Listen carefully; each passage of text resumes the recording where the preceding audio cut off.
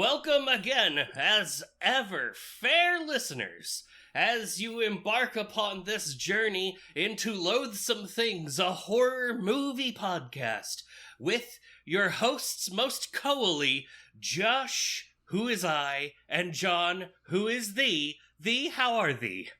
I'm doing fine. I'm doing well. I'm excited to talk about yet another banger.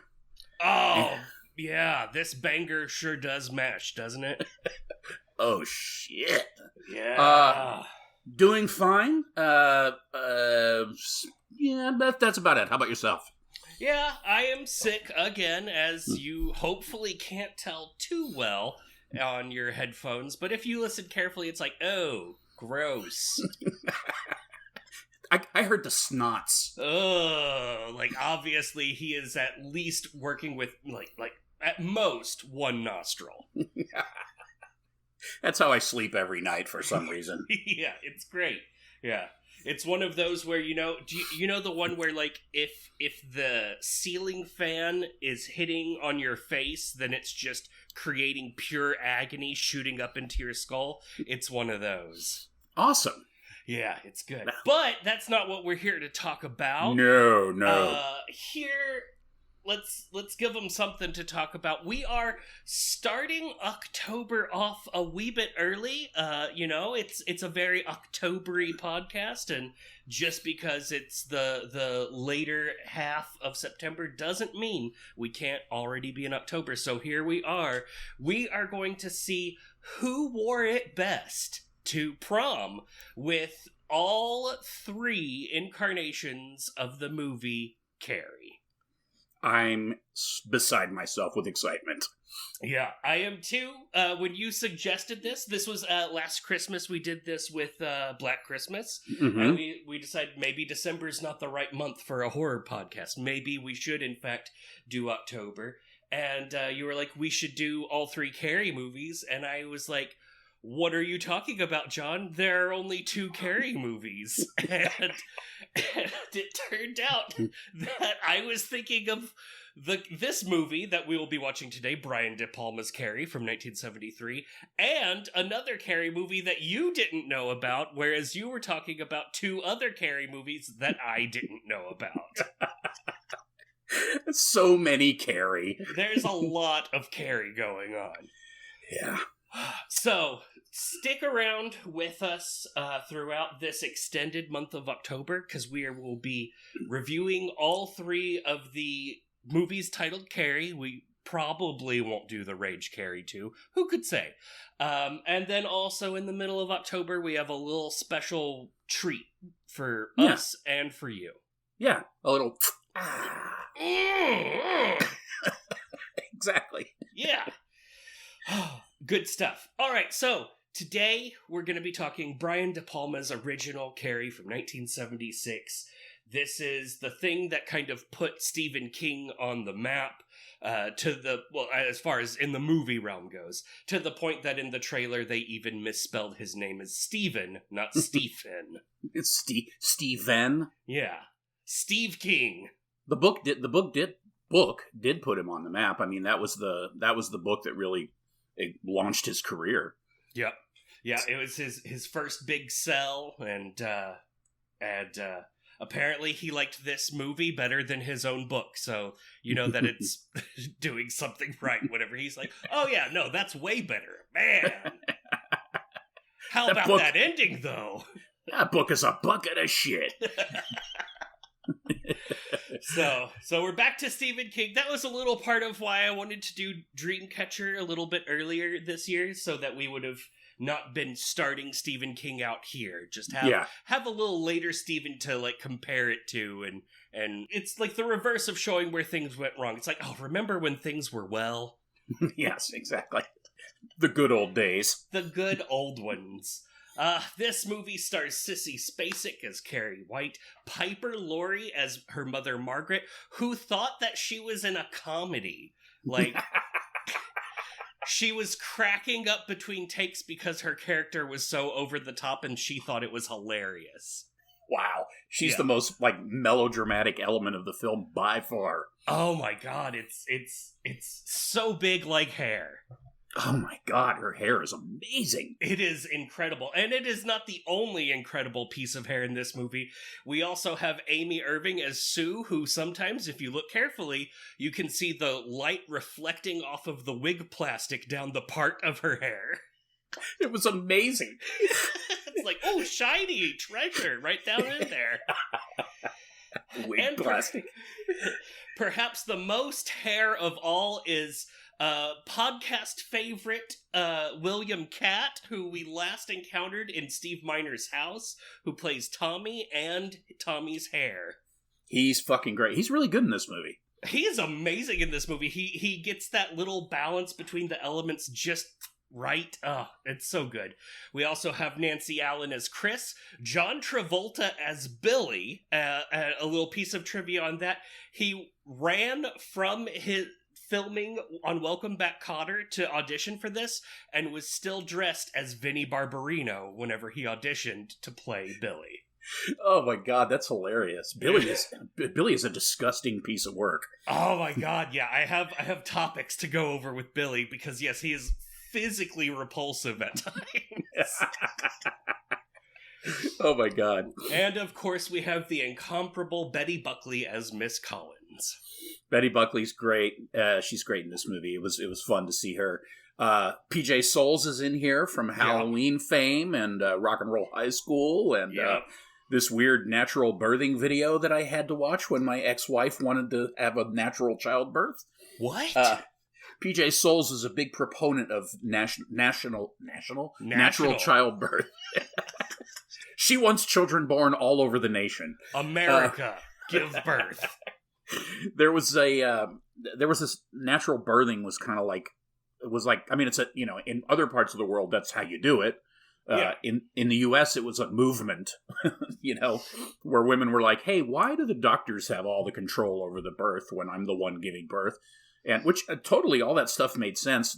My only thing was that my ex-wife, I was like, you're not going to want to do this. You're going to be miserable. You're going to want that epidural the second you go into labor. I was right. Yeah. But we had to watch these videos in this class that we took, and PJ Souls was like the star of the video, and we saw her natural childbirth in a tub in her house. Oh. I was like, wow, that's so much more of PJ Souls than I ever thought I would see. Whoa. Was she wearing her little red baseball cap the whole time with the poofy hair sticking out of either side? She was wearing her baseball cap and chewing gum and giggling like constantly. Just this is great. This is the movie that has cemented my opinion of her, that she's so fucking annoying on screen. Yeah. Apparently, just the perfect amount of annoying. A little piece of trivia about her involvement is that she wasn't even going to be a big part of the movie, and then she randomly bopped Sissy Spacek on the top of the head with her red hat in the first scene, and the director was like, oh yeah, we got to keep her in this. This is great.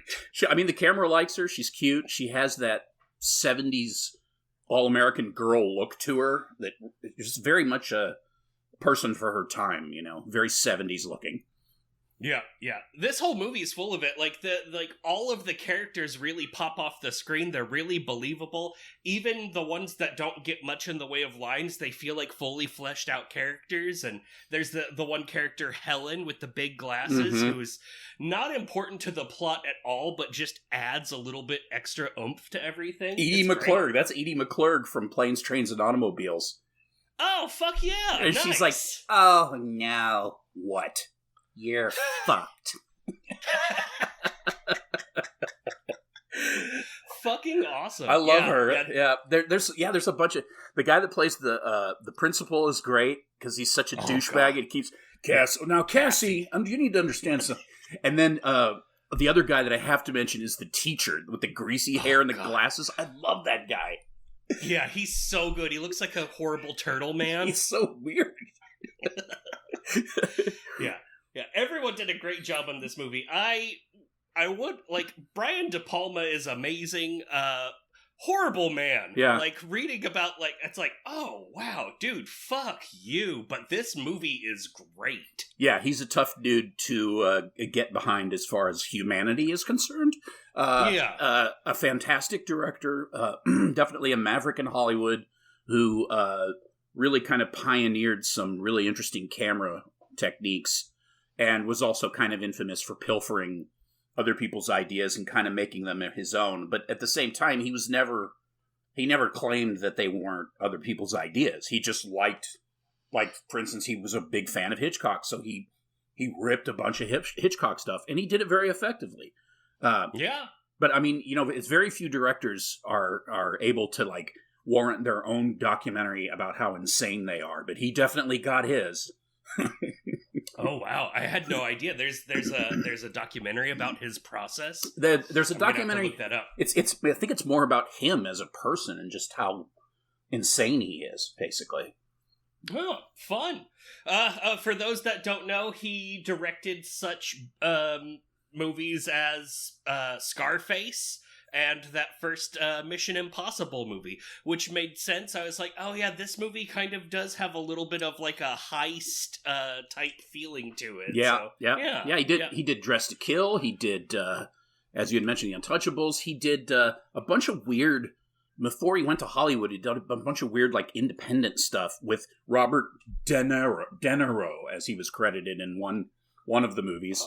De Niro. Yeah, he worked with De Niro for a while, and then he also made some sort of weird commercial video for, some sort of company or something like that. And reading about that was really weird. I forget what it was, but yeah, just the kind of stuff I guess you had to do in order to get, because he didn't really break out in Hollywood till he was 30. So yeah. And he famously directed one of the 4 different music videos for Frankie Goes to Hollywood's Relax. Nice. Don't do it.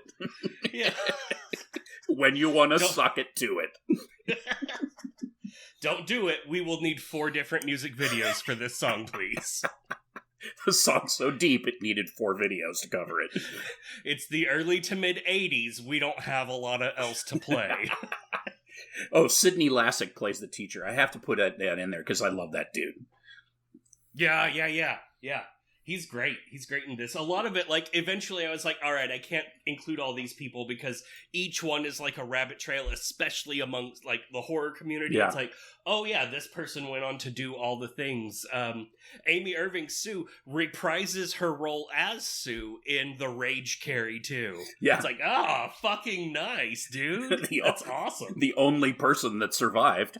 Yes. The entire movie. Spoilers. Yeah, everyone that's not Sue dies. Yeah. Yeah. That's right.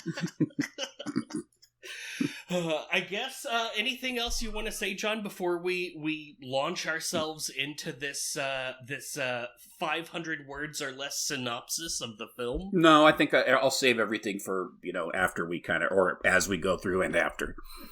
Yeah, as and after. Yeah.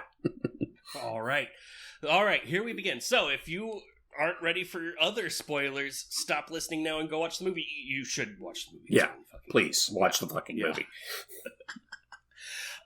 Carrie is an unpopular high school girl who gets crowd-shamed in the male gaze-full locker room after freaking out when she has her first period. Chris and Sue appear to be the foremost of her tormentors. Miss Collins stops the girls from throwing menstrual pads at her and yelling, "Plug it up, plug it up." And as she is freaking out, a light bulb bursts.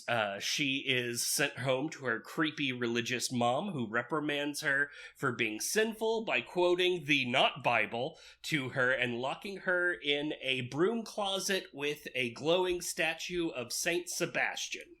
Yeah, it's something else. It's a great statue. Glowy eyes, got all the arrows, and that's great. It's good. Carrie's mental stress seems to cause her mirror to shatter whenever she's finally released, and then some weird stuff happens. We'll talk about that on the end. She back at school, the teacher admonishes Carrie for calling Tommy's poem, Tommy's plagiarized poem, Beautiful. And we get this split screen shot of Tommy whispering, "You suck," at the teacher. That was a surprisingly good shot. He does a lot of split screen stuff in this movie, and a lot of it looks real bad. But that one was on point. Mm-hmm. Miss Collins punishes the girls by making them do PE detention or be banned from prom. Chris rebels, gets slapped squaw in the face by the teacher, and runs away crying. So good. There's a lot of people just slapped each other in the face in 1976. She fucking maligned that girl. It was great. Oh, man. Right in front of everyone, too. Let's see. Sue asks Tommy, her all-star boyfriend, to take Carrie to the prom instead of her. Chris tells her boyfriend Billy that she hates Carrie and wants him to do her a favor. During all this, Carrie begins researching telekinesis. Miss Collins encourages her, yeah, that's good. You could go to prom with Tommy. Look, you're a pretty girl. Just put on makeup and do your hair and be a slut or whatever. Yeah, push out your dirty pillows. Dirty pillows.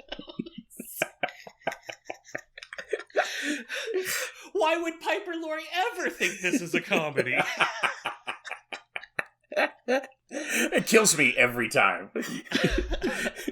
And eventually, Carrie agrees to go to prom with Tommy. Meanwhile, Chris and Billy sneak into a pig farm and kill one with a sledgehammer. Carrie's mom forbids her from going to prom or ever seeing that boy again. Carrie shuts the house down. Her mom calls her a witch. Carrie says if she concentrates, she can move things.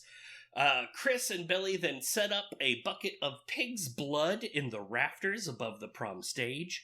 Carrie's mom has a panic attack as Carrie is leaving for prom, and whenever Carrie pushes her down, as Carrie leaves, she quotes, "Thou shalt not suffer a witch to live." Great. Yeah.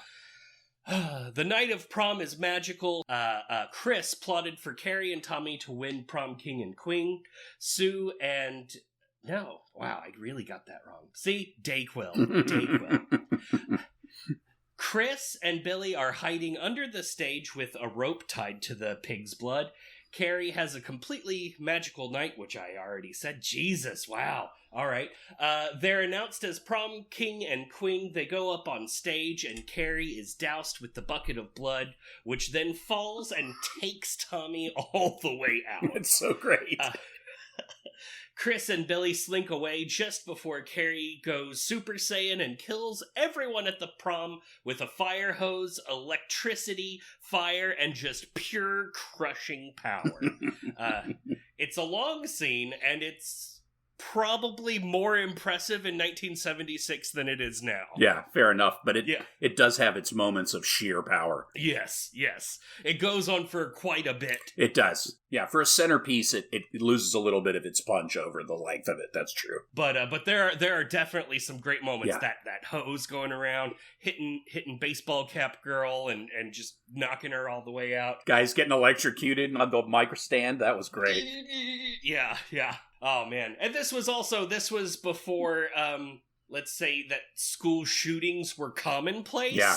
And so maybe America couldn't imagine things more horrible than this yet. Yeah, right. Now it's quaint. Yeah, now it's like, oh, wouldn't that be a nice way for things to... Wow. Jesus. Chris and Billy managed to get away before all that. They see all of this happening through the window. And then as Carrie leaves, Billy is just like super drunk at this point. He's in the passenger seat. And Chris goes to kill Carrie with the car by running her over. But Carrie has amazing telekinetic powers, pushes the car aside, and it rolls over. And then she was like, that's not good enough, and makes it blow up with her mind. Fantastic. At home, Carrie bathes away the blood, then her mom confesses her sexual sins to her, and then Prey murders Carrie. Yeah. Carrie, mid-dying, mind stabs her mom with every sharp thing in the kitchen, which causes her mother's Saint Sebastian-posed deathgasm. And then something happens, and the entire house is sucked into the earth. As a little afterword, we see that Sue survived everything but is now emotionally unwell and has a dream about Carrie clawing her way up out of the rubble and grabbing onto her ankle. Yes. Movie over. Screams her way to the end with her mom in her mom's loving embrace. Yes, her actual mom. Yeah. Yeah. So, yeah, that movie is, like, super fucked up. It's very fucked up for a number of reasons.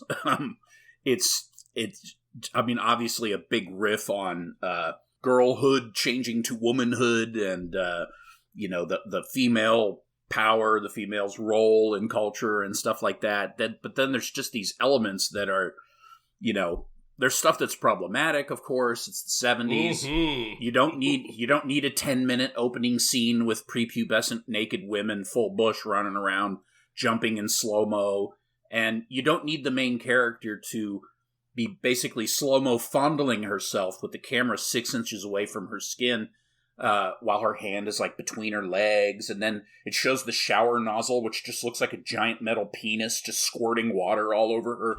I was just like, what is going on here?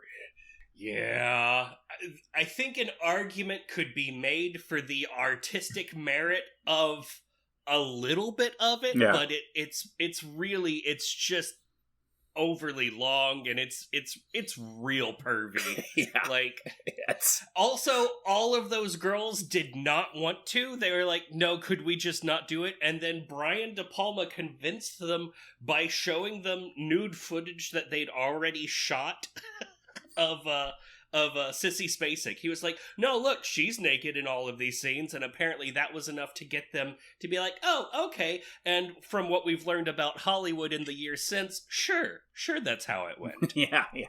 Wow. So it really is gratuitous. There's no point to it at all. But it's easy to forget because it does happen at the very beginning of the movie. Literally, the opening credits is all like tits and bush, and then mostly not anymore. That's true. They did they did get that out of the way right quick. Yeah.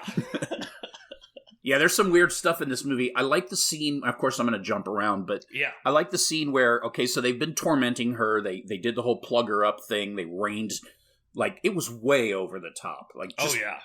It was like Stranger Things level where everybody's mad at Elle because she clocked that bitch in the face with a roller skate. Holy but shit. Nobody seems to care about anything else that led up to that moment, where anyone else would have been completely within their right mind to do something like that. And as much as she was taunted right up till that moment, it was a wonderful thing when she clocked that girl.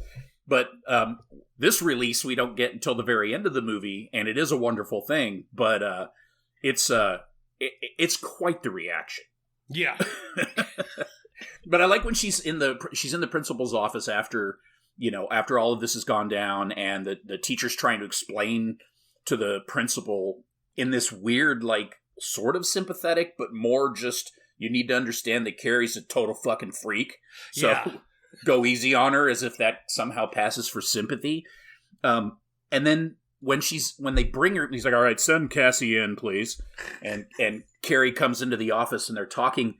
There's this great part, or I guess it's before she comes in, but there's this great part where the teacher's walking back and forth talking, having a cigarette, just like in the principal's office, just casually smoking. It was great. I loved it. It is really good, and it's she's got a little bit of Carrie's menstrual blood on her shorts, and it's really bothering the principal. He is like totally icked out by it. He's like, oh god, she's pacing back towards me now. I need to recoil slightly. It's just so obvious that, like, knowing who made the film, it's more likely that he's showing his own revulsion for the female body as opposed to, like, reflecting a societal thing or some cultural thing that he's picked up on, because he probably doesn't give a shit about society or culture. Right. I mean, the guy was a notorious misogynist, and here he is making a movie about a girl who discovers her womanhood by being thoroughly humiliated by her entire social class, Oh, man. Ugh. I mean, she's so good in it, too. She plays it so well. Oh yeah. She kicks ass.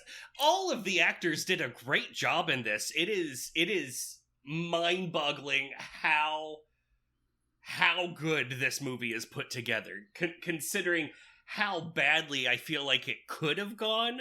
Like, even those split screens that I was talking about, apparently, like, he did way more of that. But then edited it out because he was like, nah, that doesn't look good. I like it at the end because you see her face up close, and then you see, when she does something, you see the thing happen in the other split, which I thought was kind of cool. Even though it's really a gimmick, but a lot of the stuff that he does is gimmicky, like camera angles, but there's just something about De Palma that, in the classic De Palma stuff, where there's this weird feeling about it. You know, like, the first time I saw this movie, I found it really disturbing, and a lot of it was because of De Palma's visual style. Mm-hmm. But then there were other things like Piper Laurie completely freaked me the fuck out, and that was... like, one of the things about this movie that used to make me very uncomfortable is the whole interaction between her and her mom. And, like, there'd be times where I'd see it was on cable or something, and I'd be like, I don't think I want to watch it because I'm not up to those two and their fucking shenanigans, you know? Like, her mom bums me out so hard. Yes. That I'm just like, I don't, you know, it's like watching this poor girl get abused for, 80 minutes. It doesn't really make up for the 10 minutes where she absolutely fucking annihilates everyone. Oh, yeah, and all of that. You should have told me, Mama! And God bless her, though. She's a treasure. She's a national treasure. Oh, man, she committed so hard. Like, she did, like, the whole, the actor prepares for this. She like, wouldn't socialize with the other actors. She apparently studied art of martyrs and, like, all of the martyr poses, like, all of the time. Like, apparently, like, as much as she would try to begin or end every scene in a martyr pose of some sort. So, like, she's really going for it. Meanwhile, Piper Laurie is just like, this is a comedy? Oh my god.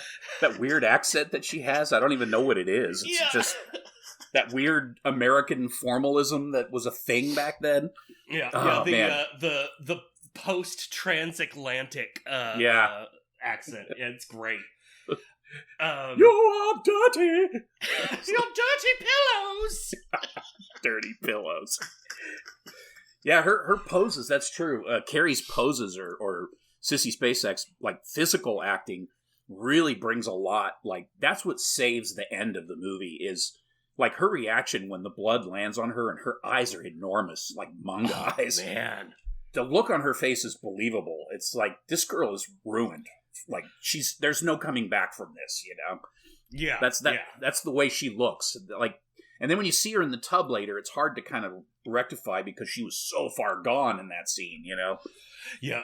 It makes it kind of like a question, like, because she talked about how it's something that she can do when she focuses, and in that, like, with the blood all over her, is that her focusing and on purpose trying to do it, or is that her, like, having flipped over into just a pure violent state, and it just happening, like, through lashes of the whim of her psyche? I don't know. It could go either way, and it's terrifying and amazing.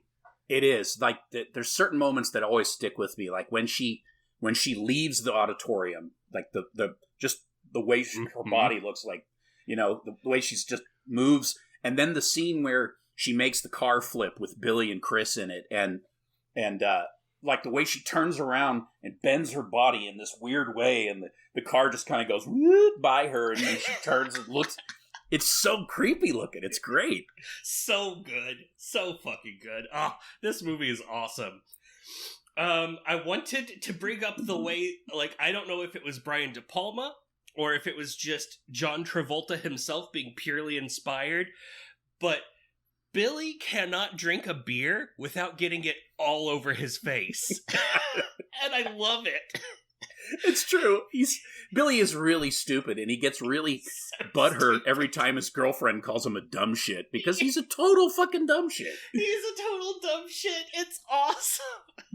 Oh my god! And he's just like he's in the prom scene there underneath the stage, very obviously peeking out between the little like curtains, and he is just getting trashed. Like by the time they leave, he's just like stumbling. She has to drive because he's incoherent at that point.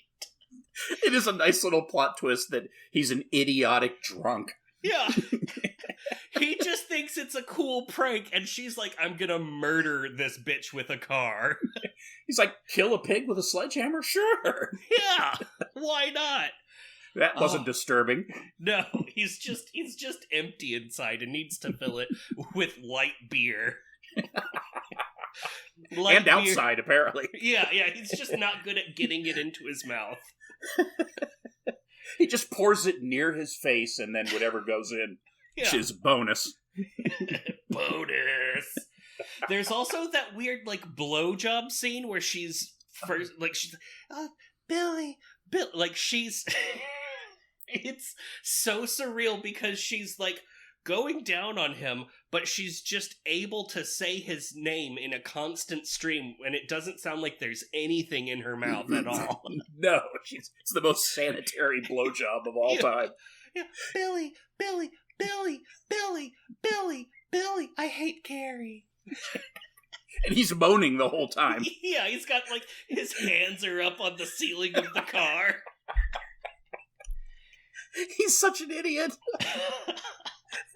I find him really distracting in this movie, I have to admit. It is very distracting. Like, I had never watched this movie before this year. Like, I'd seen, like, snippets here and there, like, I'd catch a few minutes of it. But this year was the first time that I sat down and watched it, and I was like, oh shit, John Travolta is in this movie. And apparently, like, this was part of his, like, big 3 years. It was this, and then, like... Cotter. He was, Welcome Back, Cotter, and then also Saturday Night Fever, and the other Urban Grease. Cowboy? Oh, Grease, yeah. Yeah, Urban Cowboy was later, yeah. Yeah, and it was just like, this was the first of the 3 movies, and each one was like 1 season of Welcome Back, Carter, and it was a great time to be brand new to Scientology. Hey, how you doing? Hey. Mr. Carter! Hey, I told you not to call me dumb shit over here. Slap you in the face, just a little. He slaps her in the face, and her reaction is to give him a blowjob. That's not a problem. He's like, that's it. I've decided. You're not okay. He's such a dolt. And one of the things that I liked about that, it happens all over the place. It's obviously on purpose. Is all of these characters are like straddling adulthood and childness. Like Chris is like super like capable of the most horrible adult crimes. But when the teacher slaps her in the face and tells her she can't go to prom, she, like, has a complete emotional meltdown and, like, turns around and asks all of her friends and then runs away in a pout. It's same thing with Tommy. There's this great scene with William Katt, and he's, like, curled up kind of in, like, a fetal position in front of the TV watching Maverick. And it's just like all of this stuff is like it's half just like zero agency childness and half like completely all the way there adulthood. It's great. Yeah, there's like this savviness sometimes when he's interacting with adults that, you know, just puts him right there comfortably among them, you know, but then like you said, at the same time he's curled up in front of the TV watching Maverick. It's awesome. He's really good at. He's really good. His reactions are great, and his sense of humor really comes across in a way that is funny without like enough to make Piper Laurie think the movie's a comedy. It's just him being funny. But I saw Mr. Katt be hilarious. Look at his funny hair. How does it do that? But his facial expressions, surely it's a comedy. Doesn't his neck get hot? Where's my brush? Oh, man. So yeah, Piper Laurie, that I had to look it up because I didn't know what was going on with that statue. I thought it was like a really fucked up Jesus, but then it's like, oh no, it's Saint Sebastian. But that scene then where like Carrie has like pegged her to the wall with all of the kitchen knives and a potato peeler. Yeah. And it's supposed to be like that Saint Sebastian pose. That's fucking awesome. Does Carrie's mom also have powers, do you think? Not that I could tell. You think she did?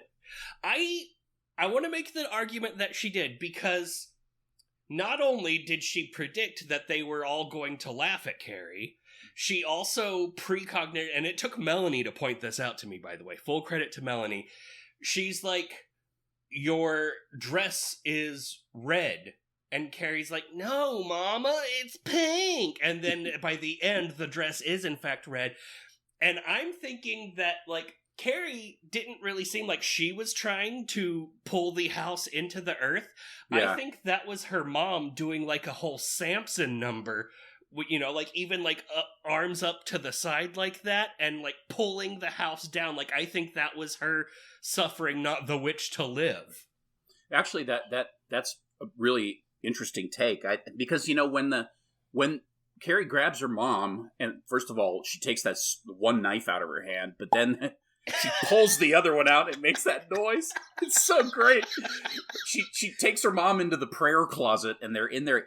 Carrie really doesn't look like she's in control of the situation at all. It looks like it looks like it's just happening around her, like Poltergeist style. Yep, Poltergeist. What's the house one? Fuck. The Gate? Yeah. Oh, yeah. Amityville. Yeah.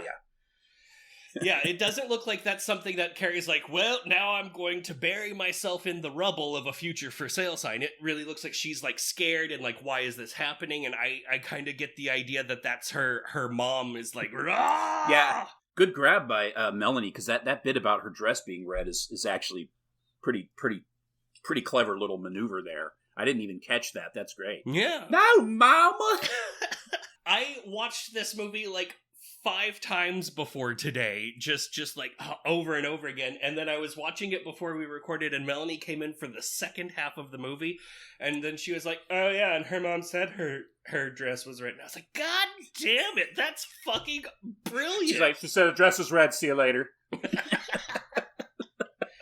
And there is lots of stuff in that movie. That scene where Carrie is freaking out and she shatters the window, and her mom was like, what was that noise? And then comes up, and when she comes up, the window is back together. It's got cracks in it, but it's together. And also she has that little porcelain Madonna and Child nightlight. Mm-hmm. And when she shattered the window, the glass rained down and it like broke baby Jesus's head off. And then when the mom comes in, that it's all intact again. So it's like she used her telekinesis to put everything back together and repair it mostly, but not all the way. Yeah. Lots of fun little details like that in there. That's really cool. Yeah, that's amazing. I saw, I mean, of course I saw the part where it's a mirror, right? She broke the mirror. Yeah. But I didn't catch the little Madonna and headless and then re-headed child. Yeah. Yeah, I mean, it's there's a lot of great stuff in this movie. And for a movie that, you know, could have easily, like you had said, it easily could have just fallen into like teen wackiness, and you know, but the kids aren't portrayed that way at all. I mean, they're just as terrible as anybody, if not worse. They're just young, terrible people. Yeah. I mean, but not in that weird way that all movies do now, where it just takes all the teeth off of it. And then at the end, and then there's just these moments that have sheer power to them. Like at the very end when she leaves the gymnasium, like I was talking about. I mean, that's one of those moments for me where I'm just like, this is one of the high points of American cinema right here. Like, yeah. This bit where she walks out is just phenomenal. Like after she's done all the dirty work. The doors open and she's still doing that pose where you know it's the I guess modern cinema would call it like the Iron Man flying pose with her hands. Yeah. And then she like just kind of like glides out a little and the doors like seal shut again behind her. Mwah, that's great. It cuts to slow-mo and you can see the flames up dancing in the window and she's just standing there in that weird pose. That's great stuff. Oh, man. Oh, and that scene where the fire catches behind her and it kind of looks like just two giant wings of flame coming out of her back. Like, yeah. Really, really good stuff when it's on. I saw some kind of documentary where they talked about that now. I just remembered that. It was a long time ago, but it was really good. It had a lot of information about the shooting of the film and in particular that scene. I'm going to have to see if I can dig that up because that was, if so, we'll link to it, but that was really cool. Also, there used to be this store here in Costa Rica, where we live. Puerto Rico. I don't know why we do this. It makes no sense. Here in the Maldives, there was this store. There was this guy that had this store, and he sold like all kinds of weird junk, like just manga stuff and collectible crap, and action figures. And he was just a nerd who had his own store. Cool. And he also had a bunch of like horror props that he had bought back when they were hard to find. They're not so easy. I mean, they're easy to find now. They're just really expensive. But he had one of the dresses from Carrie from the scene. Nice. So it was one of the bloody dresses. So it was just like this tiny dress. It was like this big. Mm-hmm. She's tiny. But it was just sitting there on the wall, and I was just like, I remember walking in and I was talking to the guy, and I'm like, yeah, so you got some cool stuff. Was that used in the movie? Yeah. Really? Yeah.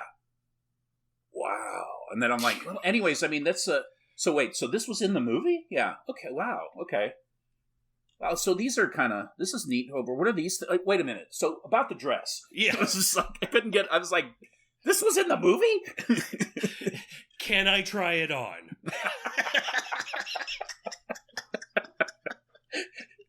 Can I take it to the bathroom? Is it absorbent? Yeah.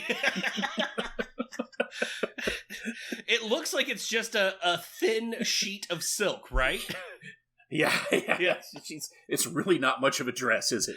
It's a shift, basically. I can see your dirty pillows. Dirty pillows! What the fuck is wrong with your mom? Her husband left her and she went all the way bad. Oh my god. So much... the praying to have the strength not to do it. Yeah, I love her concept that all sexual activity is bad. Yeah. It's like, no, wait a minute. Did you take science when you were in school? Like biology? Or, okay, whatever. Not that lady, no. And I love how weirdly ill-defined her religious specificity is.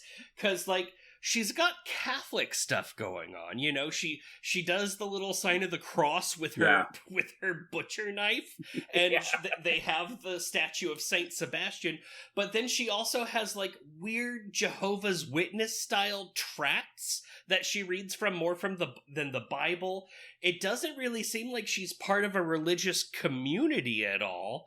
It's just she goes around telling people about how sinful their daughters are until they give her money to make her go away. Yeah, exactly. I think she just kind of picked and chose the parts that fit her mental breakdown and just kind of rolled with it. Yeah, it's great when she goes to was it Sue's house? It's Sue's, yeah. And Sue's mom's trying to get rid of her, and she's like, she pulls out those books and tells her, what she wants to do. This is you need to read these books and all this crap. And her mom's like, I'll drink to that. I mean, we'll read these tonight. Yeah, it was, she said, we are living in a godless world. And the ladies, I don't remember what exactly she said, but it was something like, fuck yeah, it is. Let's go. Oh, I mean, here's $10. She's like, here's $10. Well, wait, hold on. Here's 20. Yeah. And then Piper Laurie gives her that look like, what the hell? Like, you think you can buy me off? And then she turns around and pulls out this little box. And it's like her little money box. It's just like, well, bitch. takes all her shit and leaves.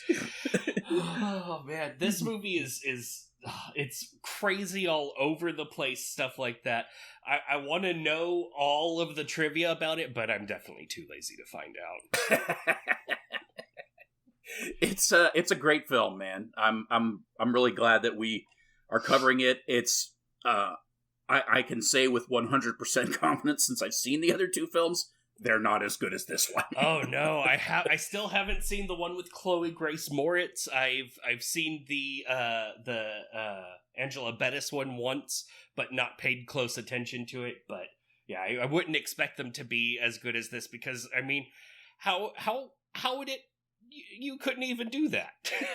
It'd be real hard to make better than this. The if I remember, the Chloe Grace Moritz one is actually pretty good. If that's the one I'm thinking of, because I don't think the other one is good. I think it's really pretty bad, really just kind of schlocky.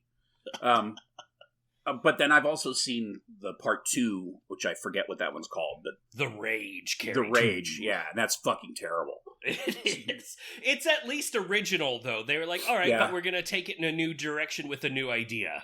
Yeah, it's just got that 90s, like, 90210-y feel to it, you know? Like the I Know What You Did Last Summer kind of thing.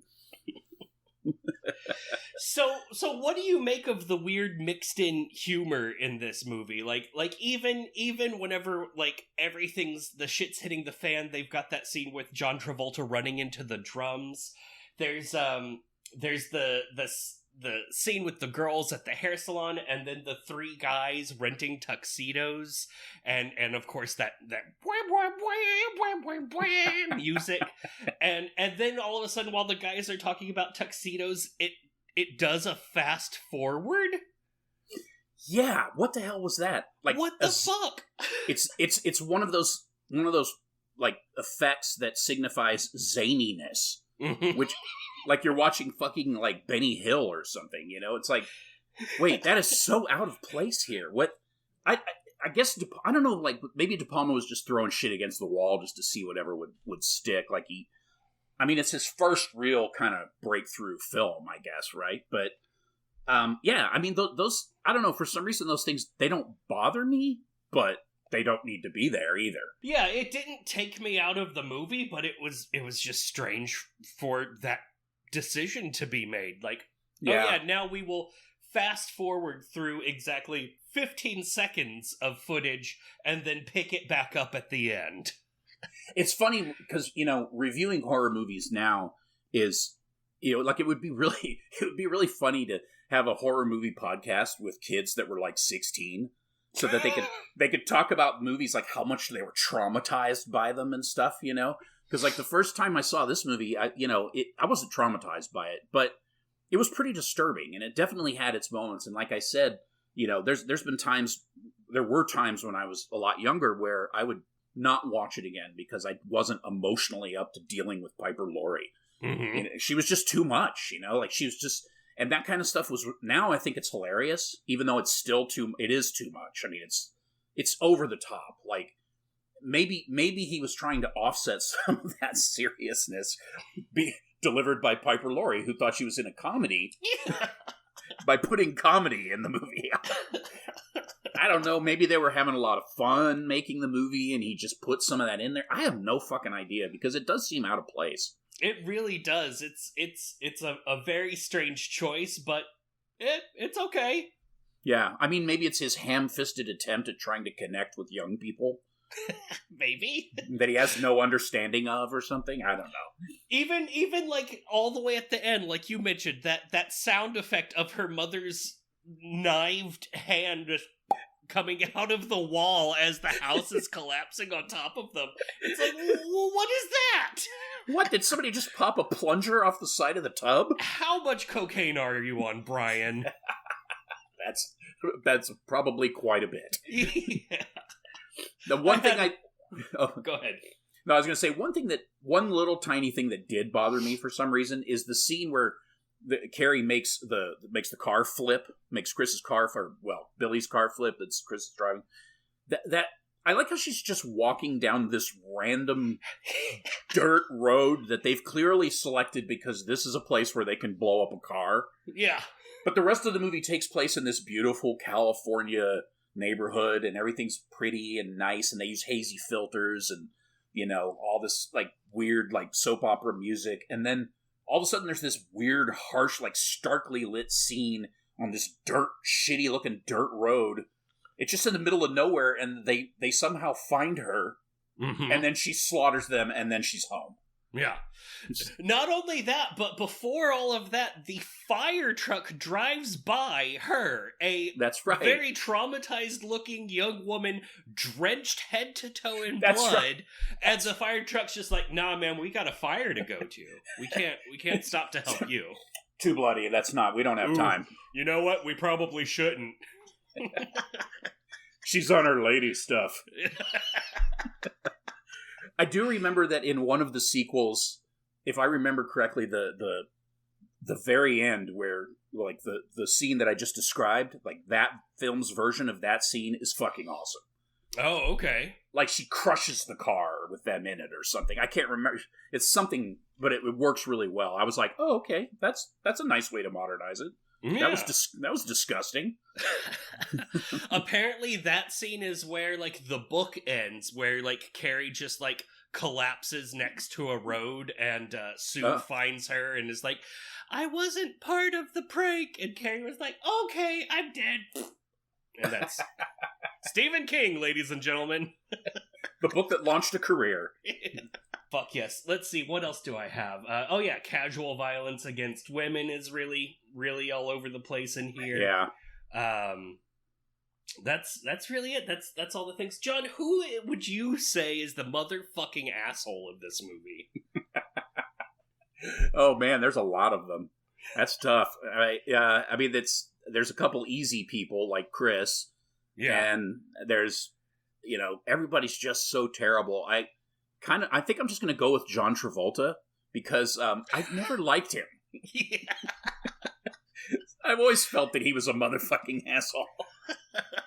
Actually, he seems like a nice guy, but there's something about him that's always bothered me. And his character in this movie is he'll sledgehammer a pig to death just because his girlfriend asked him to. Yeah. Yeah. What a motherfucking asshole. Yeah. No malice. What do you think? No malice in his heart. Just like, oh yeah, this is what we're doing now. Hit it, bam. Hit it, bam. Hit it. It's the same, by the way, the same strike shown over and over again. Oh, is that what that was? Wow. Yeah. I was like, what is going on here? How about you? It was like a Nine Inch Nails video for a second. Yeah, I mean, I've got to go with Chris, even though her mom is the motherfucking asshole, but yeah. I feel like without Chris, then this movie would have ended where, like, after prom, the problem would have been a love triangle between Tommy, Sue, and Carrie, which that wouldn't have been as interesting, but it probably would have, some people would have been happier with that. But yeah, actually, you know what? I'm gonna change it. It's the fucking poetry teacher, because fuck that dude. He sucks. I actually thought about him, too. Yeah. He is a total asshole. It's like, who the fuck do you think you are? Like, you're fucking suave. No wonder we have, like, a whole generation of boomers that hate poetry, and they're just a bunch of cranky assholes. Poetry professors or teachers were probably like that. Like, no, your poetry is bad, and your opinions about poetry are bad. And then now we just have a society that hates the written word. That's fantastic. That's a good one. By the way, there's a scene with him that bothers me. There's at the end, yeah. In the gymnasium, after the blood has spilled and all that, there's that scene where you see Betty Buckley and he's sitting next to her, staring at just her, doing this. I'm like, what is happening right now? Is he trying to kiss her? But I didn't understand what was going on there. It's very unpleasant. Yeah, he's just like staring at her gap mouth, and she's just like having a good time. She sees him, she's like, oh, I'm gonna go look over here again. Oh, so many knee socks. And he gets like 2 death scenes, right? He dies whenever he's grabbing onto the microphone stand, and then also he gets like wrapped in chains or something and pushed against a wall and electrocuted some more. I guess Carrie agreed. He is the motherfucking asshole. You win. That's right. He is. Fuck that dude twice. Fuck that guy in particular. My favorite Reddit group. It's just videos of people that look like they got singled out for some tragedy. Oh, is it a real thing? Yes, it's like 3 people walking down the road and a wheel comes off a truck and hits one of them. Oh my god. It's called Fuck That, or Fuck You in Particular, or something like that. Oh my god, I'm gonna have to find that, because that sounds amazing. It kills me. Alright, John, I gave this movie a full 5 out of 5 Loathsome Things. There are, of course, things that I don't like about this movie. There are things that I thought could be improved upon, but I'm not positive that I'm right about those, because this movie just fires so hard on all of the things, even the little notes about like the ways that the characters pop off the screen and become like fully fledged with like minimal effort. So I don't know, maybe like I definitely don't agree with his methods, but Brian De Palma really achieved something purely magical here, and I just can't not give it a 5. It's a full and entire masterpiece to me. I would have to agree with everything you're saying. I gave it a 5 as well. I mean, I think it's one of those movies that it is a classic, yes, but it's one of those movies that when you watch it, you remember why it's a classic every time you see it. And, you know, some of the things in there that obviously are going to make people uncomfortable, especially now, those things are part of the story, and they go, you know, they don't make me as comfortable as, like, say, maybe where the gang all fucks each other in It, you know, like, yeah, you know, like, it's not that problematic. It's problematic in the sense that, yeah, like, this guys do hit their girlfriends, and, you know, girls are treated like trash, and people do bully each other, and, you know, you do have religious fanatics or whatever, you know, but as far as just a movie, it's one of those few movies that manages to bridge the mainstream, you know, with genre, which is, up until Del Toro won for The Shape of Water, I mean, it's very, very rare. Piper Laurie and Sissy Spacek were nominated for Academy Award. They didn't win, but they were nominated for this film. Oh, and, who won instead of them? Fuck that. The Academy's a real piece of trash. It's garbage, but it's more of like a reflection that this was a movie that was able to kind of break through into the mainstream and be accepted as art instead of just schlock or just, oh, it's scary, but let's go watch a real movie, you know? Yeah. It's like people thought it was a real movie, you know, and it is, of course, a real movie, and any horror person will tell you, but it deserves to be a classic. It's right up there. So, I mean, I give it 5 too. Fuck yeah. 10 out of 10. Yeah. I mean, we could see the inspiration in like other things that we've watched, you know, like there's a whole lot of Carrie in Saint Maud. Like, yes. This movie has had a lasting and profound impact on what America thinks is scary. Yes, and considering that it was made by a man who is notorious for having troubled relationships or a troubled relationship with women, its portrayal of a young woman going through this transition in her life and the symbolism that he just drenches it in. Obviously, this is all taken from the original book, essentially, because it's all based on someone else's idea, but the way that he's portrayed that for film is pretty iconic, and it really has had a profound impact. And it's a unique story. I mean, it's I think when King wrote it, it was kind of like a cool idea that he fleshed out and wrote in his laundry room, and, you know, they had young kids, and he was just excited to be able to be writing a book. And, you know, all of a sudden, I think it was Bantam picked it up and offered him it was the highest, whatever it was, the highest amount for a paperback release to date. And it was one of those things where, like, his agent called him and said, "Are you sitting down?" He literally said that, and he's like, "No." And he's like, "You need to sit down." And he sat down, and he told him the amount, and he was just like, "What?" And he said, "You know, you hear about where people's lives change overnight." And he's like, "My life literally changed in an instant." That's and awesome. He's like, I've never had to worry about $1 since that moment. And that was his first book. Yeah, that's fucking awesome. Like, yeah, I mean, kudos to him, you know? Oh, yeah. Like, I talk a lot of trash about what's his name? King, yeah. But, I mean, the guy's got great ideas sometimes, and, I mean, hell, that dude can just sit down and pound out a book. It doesn't have to be good. He could just make it happen. No, and they're serviceable. I mean, the prose is easy to follow. Yeah. He's difficult in the sense that there can be so much going on in a novel. They're huge books, but as far as like his reading his prose is not, it's not that. It's not like literary to the point where you're just like, what the fuck? What? Okay, James Joyce, calm down.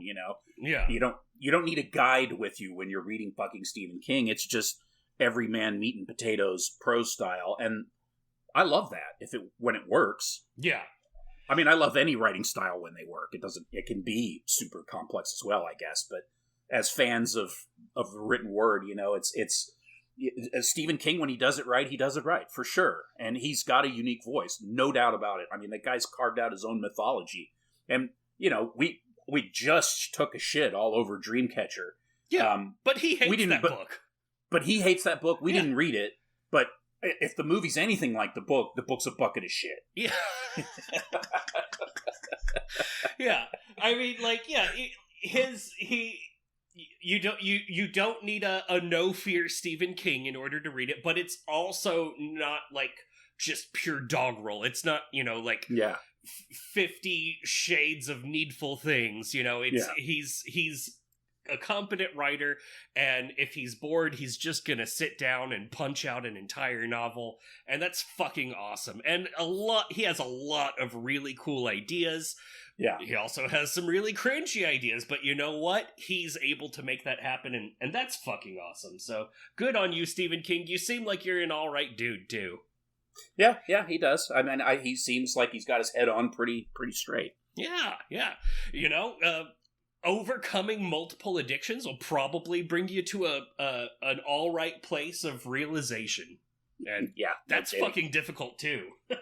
Yeah, no kidding. And we've talked about this before, that all the stuff I got about this book, his book on writing, the book about writing, if you're not familiar, but it's a great book. You guys should really check it out. Even if you don't like Stephen King, but you are interested in writing and the process of writing and all of that. It's a really good book. I would recommend it to anybody who's interested in writing or interested in him. Yeah. Because it's a great, kind of serves as an autobiography, but it's also got a lot of interesting information about writing. I mean, like when Stephen King is telling you the kind of things you need to cut out, you better listen, because that guy doesn't cut anything out. Nope. He's like, don't write like this. It's like, got it. Yeah. Now let me tell you how my brother and I used to refer to pooping. I can't even imagine what being a proofreader must have been like pre-computer. Oh my God, yeah. Like I use Grammarly, and I use it, because it catches all my mistakes, most of them, not all of them. And then I go back and I'll proofread something, and I catch a lot of mistakes. And then finally I get sick of it, and I'm just like, I'm publishing this, and then I'll just go back and sort it out later, and I'll go back and read it, and it's like, God damn, there's like 10 things I missed. And then I'll fix it, and then I get sick of it and publish it again, and then I go read it again. I'm like, what? For Christ's sake, did I spell anything right? If I'm not mistaken, I believe maybe you even went back and corrected one of my typos in a Facebook post recently. Am I correct about that?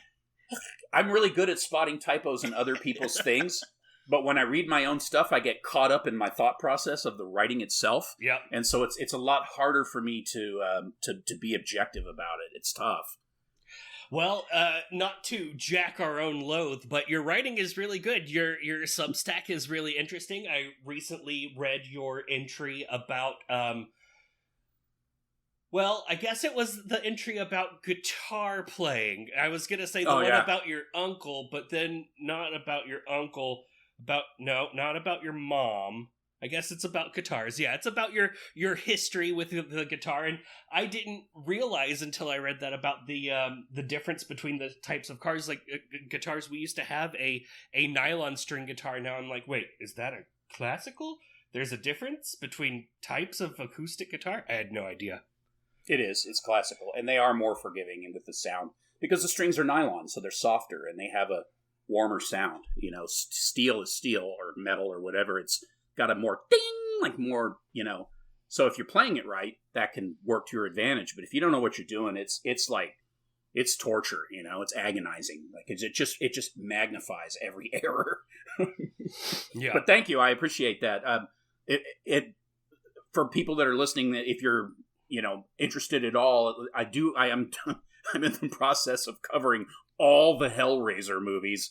Each one's getting its own post. So if you're curious about that, maybe check that out. But it's I'm trying to remember what the Substack's called. Try to forget, remember. Try to forget, remember. It's called Everything and Nothing. Everything and Nothing. Let me pull up. It is https and that stuff blindbutcher.substack.com. Yes, thank you. Check it out if you want. And then if you don't, go fuck yourself. Yeah, absolutely. You can also go fuck yourself on our Twitter and Instagram at Loathsome Pod. On Twitter, I am also covering all of the Hellraiser movies. Not to the depth quite that John is. Like, that first one, I haven't read the second one, but that first one, you do go on, sir. Yeah, I do. No doubt about it. The second one I get, I lighten up a little bit. Because like I had told you, I communicate occasionally with Doug Bradley's wife online. Name and drop! But it's literally like to the extent of, does anybody know of a good podcast platform? So I wrote the first one, and I was like, I'm going to send this to you guys. Maybe Doug might want to read it, maybe not, whatever. I just figured I'd send it. If this is ridiculous, to you, just ignore it. And then she like read it and got back, and she's like, I like it, it's fine, but one thing I wanted to mention, and she basically schooled me about why Doug left the franchise. Okay. And, you know, because I basically just said, he was like, fuck, these movies are getting bad. I don't want to be associated with this. Maybe that was part of it, but she just think it wasn't going the way he really wanted it. So he was like, you know, okay, I'm going to step away from it. And if it ever comes back to a place where somebody's asking me to, you know, because he's been submitted scripts for years, I've read. If it ever comes to a place where, you know, everything seems right, he would be more than happy to do it, which would be awesome. Yes. You know, it's not outside of the realm of possibility that maybe he might show up in this next one. We don't know. Yeah. They haven't declared it all yet. Let's see. So yeah, on Twitter, I've been microblogging about Hellraiser, just like little snippets of one topic. I finished up the first Hellraiser. I'm going to go into the second, and I'm going to do all of them. I've already watched the second one. It's not as good as the first, but it's not bad. No, it's not bad. Yeah. It's not bad. But the third one sure is. The third is terrible. Yeah. And I can just say from jumping ahead, because I watched all the ones that were available, like, easily on, you know, then I'm going to go back and fill in the gaps. But basically that was 1, 2, and then 10. And 10 is fucking terrible. It is terrible. It looks just the covers alone of all of the like sequels. It's like, okay, one's on the internet. Oh, here's where Doug Bradley's not there anymore. Like, I think 3, they were like, we're just gonna reuse the cover for the first movie. God. Maybe it was 9 that I saw. Judgment, I think, is 10. I don't think I saw that one. Or maybe see, there's one that I think I did see, but when I read the synopsis for the film, I'm like, I don't know if I saw that or not. I saw some bucket of shit that I think was a Hellraiser movie, but I don't remember. That's how bad it was. Oh man, it's so fucking bad sometimes. We'll get there. We'll go over all of that somewhere, somehow. Don't you dare worry. Let's see, what else? Oh, they can reach out to us on Facebook at Loathsome Podcast. That's not really where we're very active, but if you want to, you can there. Also, you can email us at loathsomethings@gmail.com and be like the first person ever to. Yeah, that's true. We've never had emails, but yeah, we do interact with folks on Twitter. That's a good place. I mean, I use Facebook personally, but we don't want, like, the Facebook page doesn't.